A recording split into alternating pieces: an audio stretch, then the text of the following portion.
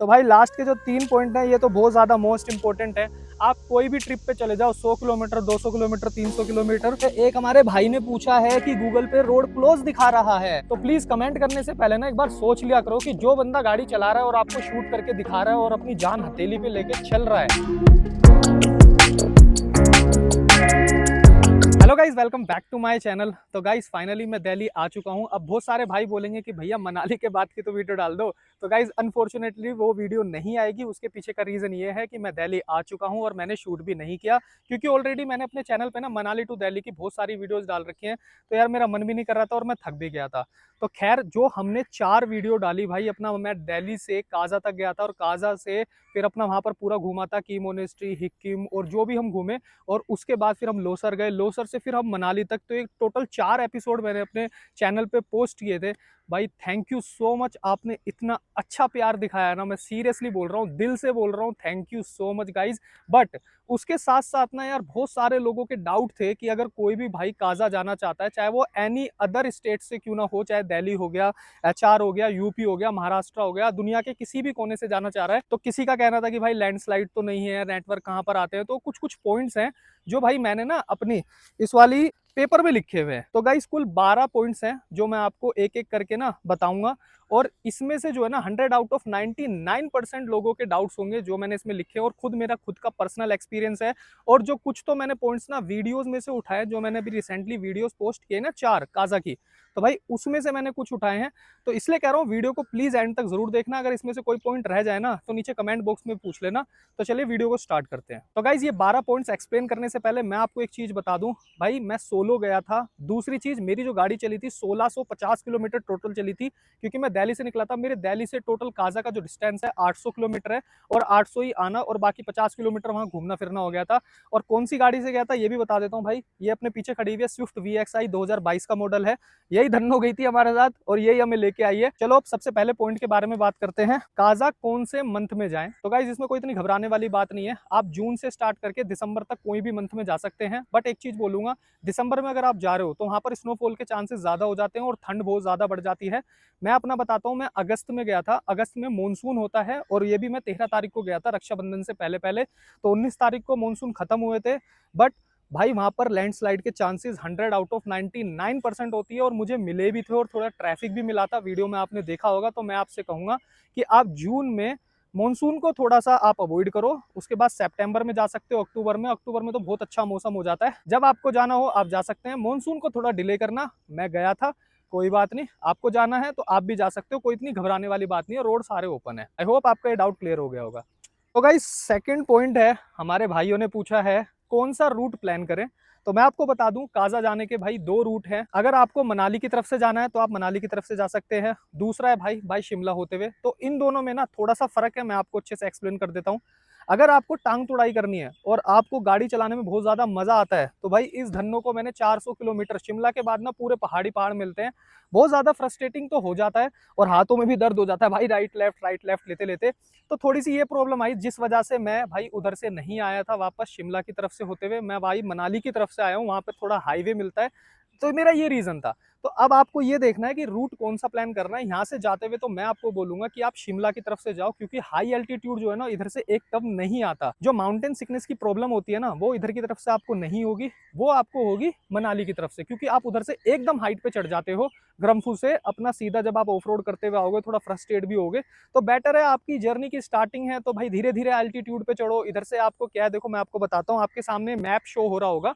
मैं दिल्ली से निकला, अंबाला, अंबाला से शिमला, शिमला से नारकंडा, फिर रामपुर, फिर जियोरी, रिकोंगपियो, नाको, टाबो, टाबो के बाद आता है काजा।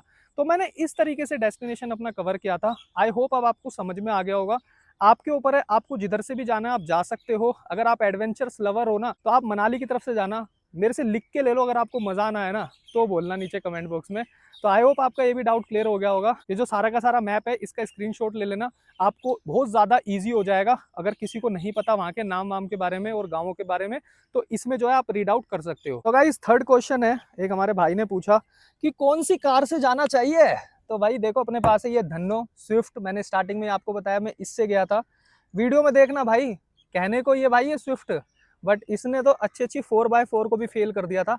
गाड़ी नीचे से लगी जरूर, नुकसान मेरा जरूर हुआ है, ठीक है, वो थोड़ा बहुत है भाई, इतनी कोई घबराने वाली बात नहीं है, जब गाड़ी रोड पे चलेगी तो इतनी लगेगी। मैं अपना लोसर से मनाली तक इसी गाड़ी से आया हूँ और नॉन स्टॉप आया हूँ, गाड़ी में कोई चैम्बर लीक नहीं है, टैंक फटने के चांसेस होते हैं, वो भी कोई दिक्कत वाली बात नहीं हुई। गाड़ी बस धीरे धीरे लेके आओ, कोई भी घबराने की बात नहीं है। आप अल्टो से भी आ सकते हो, i20 से भी आ सकते हो, आप लो ग्राउंड क्लियरेंस की गाड़ी से किसी से भी आ सकते हो भाई, दुनिया भर की गाड़ी चलती है, कोई इतनी घबराने वाली बात नहीं है। अगर आप लोसर से मनाली जाना चाह रहे हो या फिर मनाली से लोसर जाना चाह रहे हो, तब ये है भाई ये रिक्वायरमेंट गाड़ी की। नहीं तो भाई आप अल्टो से भी ना शिमला से होते हुए आप काजा पहुंच जाओ, काजा से फिर वापस आ जाओ, कोई इतनी घबराने वाली बात नहीं है, आराम से आप कर सकते हो चिल मूड में। कोई इतना ज्यादा मतलब लैंडस्लाइड भी नहीं मिलेगी, ना कोई रोड टूटे फूटे मिलेंगे, हल्के फुल्के रोड्स टूटे फूटे हैं, इतनी कोई घबराने वाली बात नहीं है।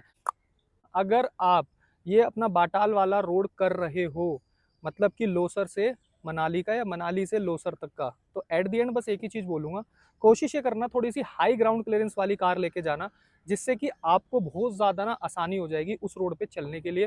भाई ये गाड़ी 20 की स्पीड में चल रही थी, तो मैंने सोचा आपको बता दूं, तो आई होप अब आपका डाउट क्लियर हो गया होगा। तो गाइस चौथा पॉइंट है, हमारे भाई ने पूछा है रोड कैसे हैं दिल्ली टू काजा के या फिर काजा टू मनाली के। तो देखो मैंने इससे पहले ही अभी कार के ऊपर जो बताया उसमें आपको समझ में तो आ ही गया होगा, बट फिर भी मैं इसमें एक्सप्लेन कर देता हूँ आपको।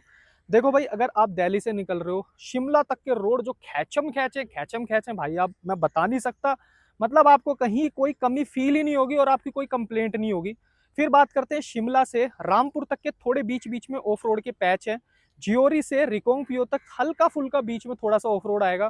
फिर रिकोंगपियो से जो आपका नाको है वहां तक टापम टाप रोड है, और नाको से फिर आप जो टाबो तक पहुंचोगे भाई, उस बीच में थोड़ा सा जो है ना हल्का फुल्का ऑफ रोड आता है। फिर टाबो से तो अपना काजा है ही, मुश्किल से 30-35 किलोमीटर रह जाता है, वहां पे भी रोड बने हुए हैं बढ़िया करके, बट बीच में थोड़ा बोड़ा ऑफ रोड रह जाता है। अब बात कर लेते हैं कितना ऑफ रोड है, तो मैं आपको बताता हूँ। देखो दिल्ली से काजा तक में ना 100 आउट ऑफ 95% रोड्स बने हुए हैं, कोई घबराने वाली बात नहीं है। बट हाँ एक चीज बोलूंगा, 5% रोड टूटे हुए हैं भाई, 95% भी तो देखो बने हुए हैं। आप दिल्ली जैसे शहर में 10-15-20 किलोमीटर चल लो, हल्के फुल्के तो गड्ढे आपको वहां भी मिल जाते हैं।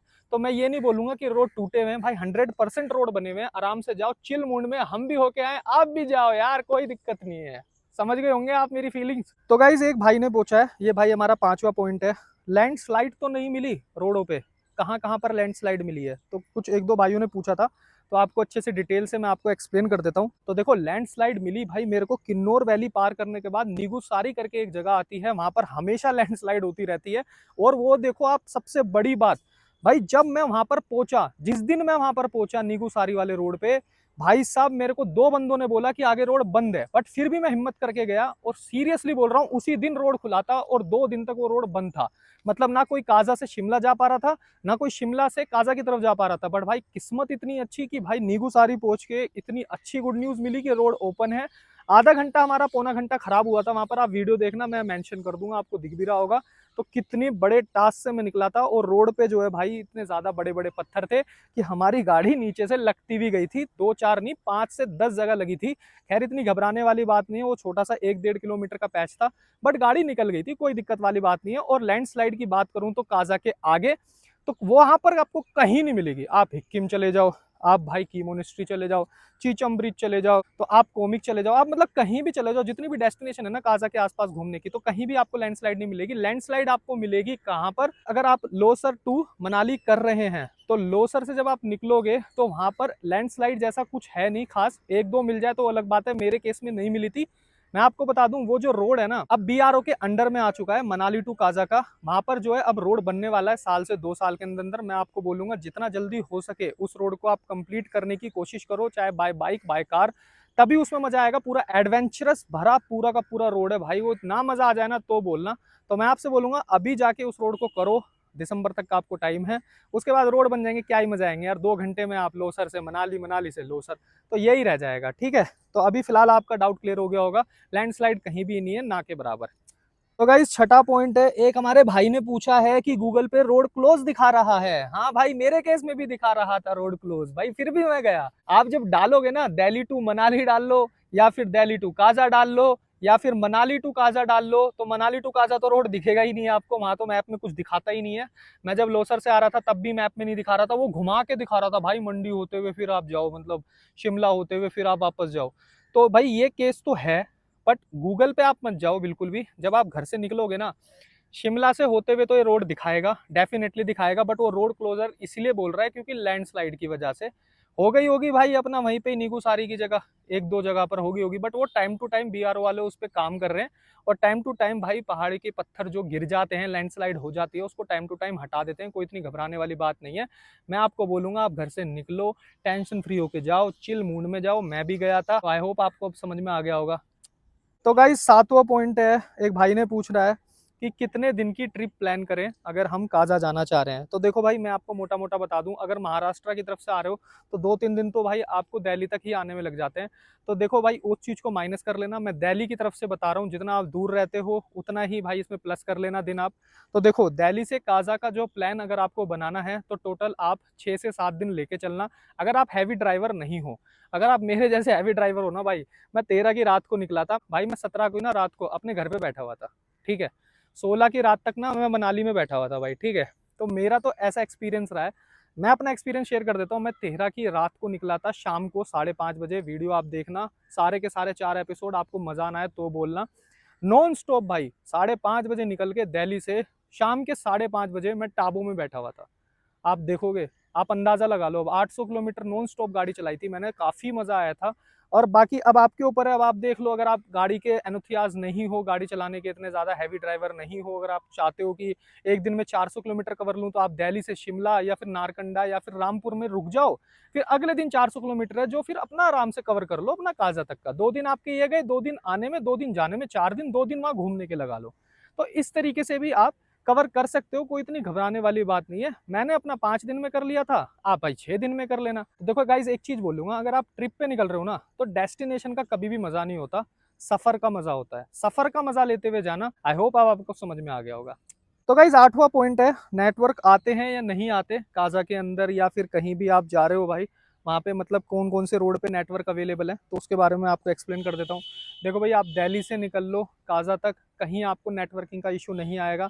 यहाँ तक कि आप उससे ऊपर और हाई एल्टीट्यूड पे चले जाओ, 15,039 या 49 फीट कुछ पे था, जो वर्ल्ड हाईएस्ट एल्टीट्यूड पे जो विलेज है अपना कोमिक के अंदर, वहाँ पे भी भाई टावर है। बताओ यार, आपको स्क्रीन पे भी दिख रहा होगा भाई, मतलब वहाँ 6-7 घर है, उन तक के लिए भाई नेटवर्किंग के लिए टावर लगा रखा है। तो यहाँ आपको कहीं कोई प्रॉब्लम नहीं आएगी। बट हाँ एक चीज बोलूंगा, इस चीज का याद रखना, आप मान लो आप दिल्ली से काजा गए, काजा से फिर आप लोसर गए, और लोसर से फिर आप मनाली जाने की सोच रहे हो, तो भाई ग्रम्फू तक आपको नेटवर्क नहीं मिलेंगे। वो अटल टनल से 12 किलोमीटर पहले पड़ता है ग्रम्फू, वहां आपके नेटवर्क आएंगे। आप मनाली से निकल रहे हो, तो जैसे ही आप ग्रम्फू पहुंचे तो वहां से आपके नेटवर्क खत्म, फिर आपके लोसर में आएंगे। तो लोसर से आप निकल रहे हो तो ग्रम्फू तक खत्म। तो ये कुछ 130 किलोमीटर का पैच है ना, ये मत सोचना 2-3 घंटे में क्लियर हो जाएगा भाई, इसमें आप किसी का पूरा पूरा दिन चला जाता है। तो गाइज एक चीज बता दूं, टाटा हैरियर वाले का ना टैंक का जो फ्यूल पाइप का पाइप होता है डीजल का, वो फट गया था। तो अब आप सोचो कितना परेशान हो रहा होगा, मुश्किल से उसका हार्डली ग्रम्फू तक पहुंचने में उसको 5 से 7 किलोमीटर पहले फटा था। तो सोचो हमने उसकी हेल्प भी की थी। तो इसलिए कह रहा हूँ थोड़ा सा यहाँ पर बी प्रिपेयर होकर चलना, गाड़ी बिल्कुल पेशेंस लेवल के साथ चलनी चाहिए आपकी, क्योंकि गाड़ी आपके साथ ही है, आप इसका साथ दे रहे हो ना तो गाड़ी आपका साथ देगी। आई होप अब आपको समझ में आ गया होगा कहाँ पर नेटवर्क है कहाँ पर नहीं। तो गाइज 9वां पॉइंट है, एक भाई ने पूछा है अभी का मौसम कैसा है वहाँ पर। तो देखो मैं आपको बता दूं, जब आप जून में वहाँ पर जाओगे ना तो बहुत ज़्यादा ठंड मिलेगी आपको। मतलब आप ये लगा लो किन्नौर वैली पार करने के बाद इतनी ठंड मिलेगी, इतनी ठंड मिलेगी आप पूछो मत। अब मेरे केस में क्या हुआ, जब मैं अगस्त में गया हूँ भाई 13 तारीख को, तो पहले यहाँ पर इतनी गर्मी थी, मानसून का महीना चल रहा था। बट दिल्ली से शिमला, शिमला से नारकंडा अगर आपने पहुंच गए, नारकंडा तक ही आपको ठंड मिलेगी। और गाड़ी पे जो है ना आपको वहां पर दिखेगा भी नहीं, इतनी ज्यादा ओस टाइप की हो जाती है, फोग होता है बाहर कि आपको दिखना ही बंद हो जाता है, विजिबिलिटी इतनी कम हो जाती है अगर रात को आप ट्रैवल कर रहे हो तो, ठीक है। तो ठंड थी नारकंडा साइड में और कुफरी साइड में, हल्की फुल्की ठंड थी, क्योंकि मैं रात को ट्रैवल कर रहा था। अगर आप दिन में होते तो हो सकता है वो भी ठंड ना होती, क्योंकि मैं 12, 1 या 2 बजे उस रोड से निकला हूँ भाई। एक भाई ने कमेंट किया मेरे को, उन्हें लगता है कि मैं आपको रॉन्ग इन्फॉर्मेशन दे रहा हूँ। भाई मेरी तरफ से आप अभी निकल जाओ अगस्त में, आपको खुद पता चल जाएगा किन्नौर वैली की तरफ ना क्या हाल है। किन्नौर वैली पार करने के बाद भी भाई ज्योरी क्या, आप रामपुर पार करने के बाद ना पूरा गर्मी में पसीने में ही रहोगे गाड़ी के अंदर, और आपने एसी ना चला लिया ना तो बोलना। भाई मैं सीरियसली बोल रहा हूँ, रामपुर पार करने के बाद ना मेरी गाड़ी पूरी की पूरी टाबो से पहले, मतलब लगा लो आप सुमड़ो तक, सुमड़ो तक मेरी गाड़ी एसी में चली है। और मेरा हल्का सा शीशा क्या खुल गया, मैं एक छोटा सा शॉट ले रहा था और मेरी गाड़ी का एसी ऑन था, मैंने वीडियो में दिखाया भी, आप देखना। भाई बोलते हैं भाई शीशा तो आपका खुला हुआ है हैं, और एसी कहाँ से चल रहा है? भाई मेरे यार कम से कम ये तो देख लो, मैंने दिखाया है आपको यार, एसी ऑन था मेरी गाड़ी का और पूरे रूट पे ओपन रहा है। अब मैं क्या एसी के सामने कैमरा लग के खड़ा हो जाऊं क्या? आप ये भी तो समझो थोड़ा सा। और हल्का सा शीशा खुला हुआ था, वो इतना सा, आप देखना। आप उसी के पीछे भाई बंदों ने कमेंट कर दिया। खैर छोड़ो, मैं क्या ही बोलूं यार उनको अब। ठीक है, बाकी आप जब जाओगे ना तब पता चल जाएगा। तो खैर मैं बस आपसे यही बोलूंगा, मौसम की बात तो ऐसी है, अगस्त में तो इतनी ज्यादा ठंड नहीं थी।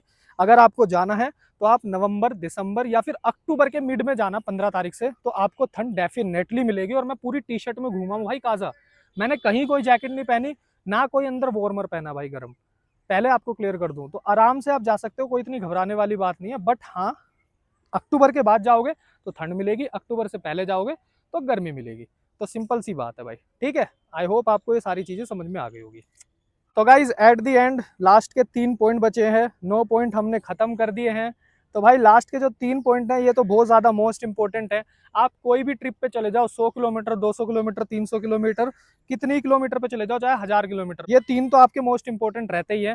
तीन कौन से? एक तो फूड हो गया, एक आपका पेट्रोल हो गया, और लास्ट वन तो आपको पता ही है कि स्टे, मतलब कि होटल का चार्ज। ये कितना लगा तो एक एक करके मैं आपको बता देता हूँ। भाई अपनी गाड़ी है, पहले मैं गाड़ी के बारे में बताता हूँ, एक्सपेंस के बारे में कि पेट्रोल कितना लगा। तो ये 1200 सीसी का इंजन है, इसकी माइलेज कुछ अराउंड कंपनी क्लेम करती है 22 या 23 किलोमीटर पर लीटर की कंपनी क्लेम करती है। बाकी जब आप हिली एरिया पे चलते हो तो थोड़ी कम हो जाती है, और बिना एसी चल रहे हो तो आपको ये कम निकाल के दे देती है, 18 या 19 की लगा के चलो पहाड़ी एरिया पे। अगर एसी पे चल रहे हो तो वहीं ये 15-16 पे आ जाती है। तो देखो भाई मैं आपको बताता हूँ, मेरा पेट्रोल का लगा 9,500 रुपये, और मैं सोलो था, मेरी गाड़ी में ज़्यादा लोड नहीं था, दो बैग थे छोटे छोटे। वीडियो देख लेना आप स्टार्टिंग से, आपको पता चल जाएगा। कोई भी ज़्यादा लोड नहीं था, गाड़ी बिल्कुल खाली थी, मैं अकेला था। गाड़ी में एसी ज़रूर चला है। तो 9,500 का पेट्रोल लगा। ज़्यादा मेरा पेट्रोल का कंजप्शन वहाँ पर हुआ है लोसर से, जब मैं मनाली गया, क्योंकि गाड़ी उसमें स्टार्ट थी और लो आरपीएम पे चल रही थी, उसमें मेरे पास हाफ टैंक था। भाई 2 ही पॉइंट बचे मनाली तक पहुंचने में, सोचो 128 किलोमीटर गाड़ी चली थी उसमें। 9,500 का मेरा पेट्रोल लगा। अगर आप थार लेके जा रहे हो तो उसकी तो पहली माइलेज कम है, उससे आप मल्टीप्लाई या डिवाइड करके निकाल लेना अपना आराम से।